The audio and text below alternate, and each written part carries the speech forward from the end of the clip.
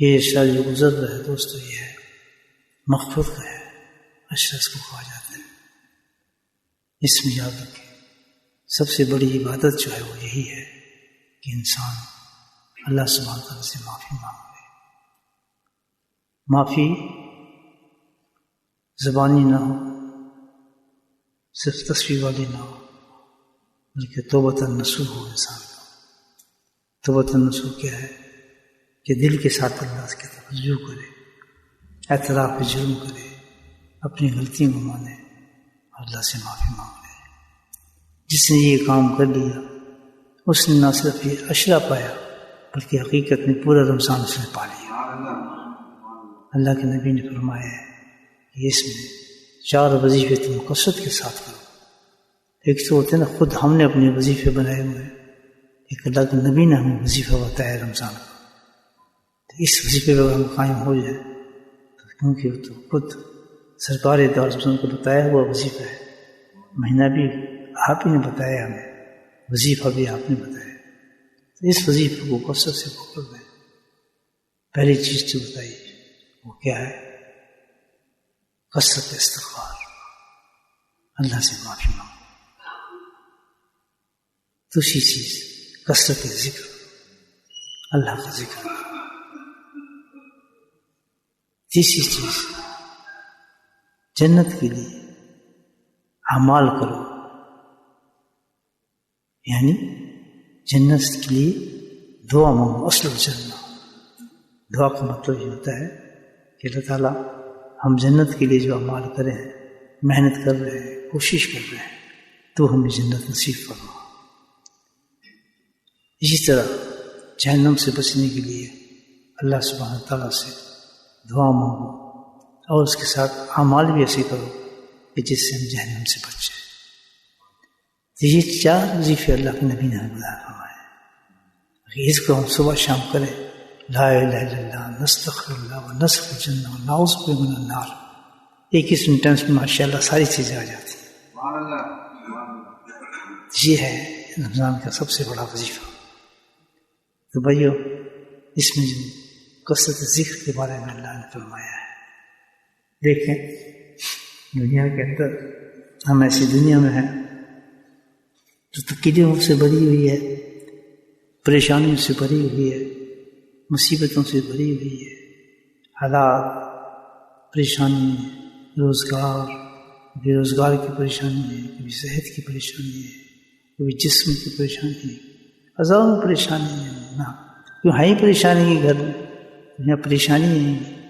سب سے بڑا بیوقوف انسان تو وہ ہے جو یہاں پر جنت تلاش کر رہا ہے۔ کیا اس کو انہوں نے بعد العصر اور بعد الفجر ساعت، پھر نبی صلی اللہ علیہ وسلم نے ارشاد فرمایا کہ میری امتی ہو، تمہارے تکلیف کا حال بہت اچھا میں بیان کر دیتا ہوں تمہیں، اس میں بس ہمت کر کے تم اس عمل کو جاری رکھنا۔ وہ کیا ہے؟ یہ 2 اوقات میں تمہیں بتاتا ہوں۔ ایک عصر کے بعد، جیسے آج ہم بیٹھے ہیں اس وقت، دیکھیں ظہر کا وقت تھا، اس کے اپنے فضائل تھے، لگتا تو ویسے ہی ہے بھائی سورج نکل رہا ہے، وہی ہوائیں، وہی چیز، نہیں، روحانی طور پہ ایک ایک سیکنڈ کا جو ہے فضائل اپنے ڈفرینٹ ہوتے چلے جاتے ہیں، بدلتے چلے جاتے ہیں۔ جو اس وقت تصویر پڑھیں گے اس کا مزہ رنگ ڈفرینٹ ہے، جو صبح پڑھیں گے اس کا مزہ رنگ ڈفرینٹ ہے، جو قرآن فجر پہ پڑھیں گے اس کا مزہ ڈفرینٹ ہوگا، اس کے رنگ ہی ڈفرینٹ ہوں گے۔ جو قرآن ظہر کے بعد پڑھیں گے ہے قرآن، لیکن اس کے مزے بدلتے جاتے ہیں۔ کیسے کہ اللہ نے اوقات کے اندر مزے رکھے ہیں، وقتوں میں کیوں اللہ نے تبدیل کیا؟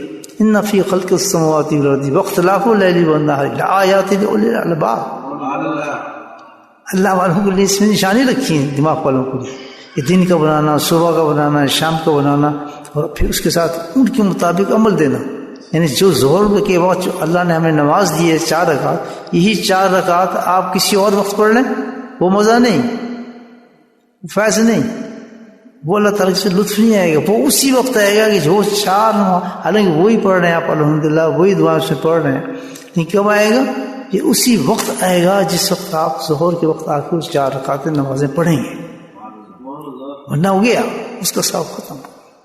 اسی طرح اس وظیفے کو جو اللہ کے نبی پاک رہے ہیں ہمارے مشکلات کا، پریشانیوں کا، ہر چیز کا کون سے وقت سلیکٹ کیا ہے؟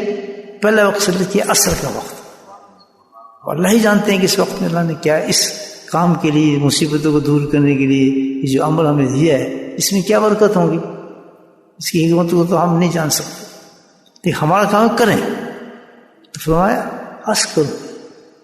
اللہ کے نبی فرماتے ہیں بعد العصر، جب نماز عصر سے فارغ ہو جاؤ تم تو اس کے بعد تمہارا کام یہ ہے کہ اللہ کا ذکر شروع کرو. ماشاء اللہ کے نبی نے ہماری کتنی پیاری بات سنائی کہ جس وقت تم عصر کا ذکر کرو اور فرشتے جب جائیں گے تو جب تمہاری رپورٹ لے کر جائے اللہ کے حضور پیش ہوں تو کہیں جی ابھی ہم آئے تو آپ کو یاد ہی کر رہے تھے، ذکر کر رہے تھے. آپ کا اینڈ جو ہو ذکر ساتھ. اور یہی معاملہ فجر میں ہوتا ہے. فجر میں کیبنٹ چینج ہوتی ہے تو اللہ کے حضور میں جب صبح اور شام کا ذکر پیش ہوا، یہ تو بندہ ماشاءاللہ زبردست ہے. صبح بھی اس کی ذکر کے ساتھ ہوتی ہے، شام بھی ذکر کے ساتھ ہوتی ہے، تو پھر اللہ کی رحمت اس کو نوازتی ہے. سمجھ آئی بات ہے؟ کرنا چاہیے نا، ذکر نہیں کرنا چاہیے. اسی فیض کو بتا رہے ہیں، امام الانبیاء بتا رہے ہیں، مولوی صاحب نہیں بتا رہے، امام الانبیاء.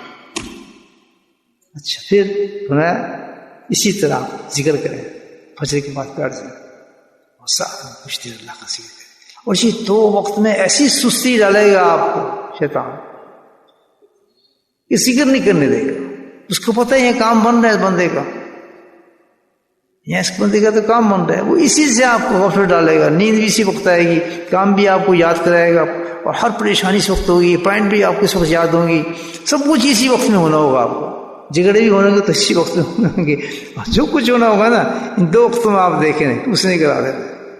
اکثر گھر میاں بیوی میں جھگڑے ہوتے ہیں انہی دو اوقات میں زیادہ ہوتے ہیں.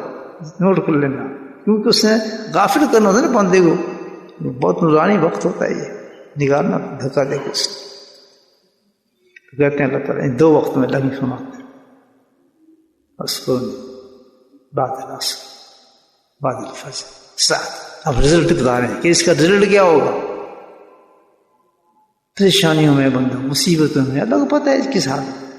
اللہ کہتا ہے پھر کیا کہتا ہے تعالیٰ صبح اس وقت نے ذکر کیا، عصر پہ کس نے ذکر کیا، اکفر سبحان اللہ کہ اس درمیان میں جو وقت میں جو پریشانی، جو مصیبتیں، جو حالات تیرے بھی ہیں، اب تیرا رب تجھ سے کہتا ہے اکفر کہ میں تیرا کفیل بن گیا.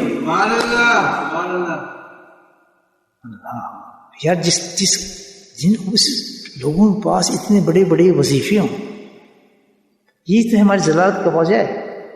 ہماری محرومی کی جو وجہ ہیں جو اکثر میں یہ ہے. دیکھیں پریشانی آپ نہیں تبدیل کر سکتے، آپ پریشانی نہیں ہٹا سکتے کسی چیز سے کی. وہ اللہ کی ذات ہے جس نے دی ہے. ما اصابہ من مصیبۃ الا باذن اللہ.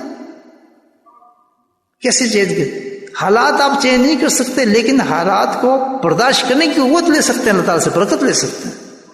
صبر آ جائے گا، مطمئن رہیں گے، آپ گھبرائیں گے نہیں، تکلیف زیادہ نہیں محسوس کریں گے اپنے آپ کو، بلکہ الحمدللہ شکر ہی کرتے رہیں گے اللہ تعالیٰ. کتنی بڑا اللہ تعالیٰ آپ فکر کرنے کا ہے بہن. اب اس میں ساری بیماریوں کی اللہ تعالیٰ کہتا ہے میں کفایت لیتا ہوں، میں تیری مددگار کروں گا، تیری مدد کروں گا، میں تجھے بچاؤں گا. اور میں اب یہاں آپ کو واقعات سنا لوں کہ بعض اوقات ایسا ہوتا ہے کہ انسان بے بس ہو جاتا ہے، کہیں سے کچھ سمجھ نہیں آتا یار ہمیں اس کا حل کیا ہوگا. جن لوگوں نے اس چیز کو اپنا وظیفہ بنایا ہوئے اللہ کے نبی کی بات پہ یقین کرتے ہوئے، الحمدللہ میں آپ کو بتا رہا ہوں کہ چٹکی کے ساتھ وہ حل ہو جاتا ہے اس کا مسئلہ. اس کو پتہ نہیں چلتا کہ میری مدد کہاں سے ہو رہی ہے، کہ اللہ کے ذکر سے اللہ کی محبت پیدا ہوتی ہے. جو ذکر کرنے والے لوگ ہیں، جو ذکر کے ساتھ اپنی زندگی گزارتے ہیں، ان کا ایمان کا سسٹم اچھا ہوتا ہے تو پھر ان کو ہر عمل کے اندر لطف آنا شروع ہو جاتا ہے. ان کا جسم کانپنے لگتا ہے نماز کے اندر، ان کو گریہ تاری ہوتا ہے صلاۃ کے اندر. ان کو یہ پتہ نہیں چلتا کہ 20 ہیں تراویح ہیں، 18 تراویح ہیں، 19 تراویح ہیں. ان کو اس میں کوئی انٹرسٹ نہیں ہوتا. امام مالک 36 رکعت پڑھتے تھے تراویحوں کی. کتنی؟ 36. اور ہمیں موت آتی ہے 20 کا نہیں کوئی 8. اب تو یہ ہو گیا کہ ہے ہی نہیں، بدعت ہے تراویح. اندازہ لگاؤ کیوں کہ وہ ٹیسٹ نہیں ہے ایمان کا.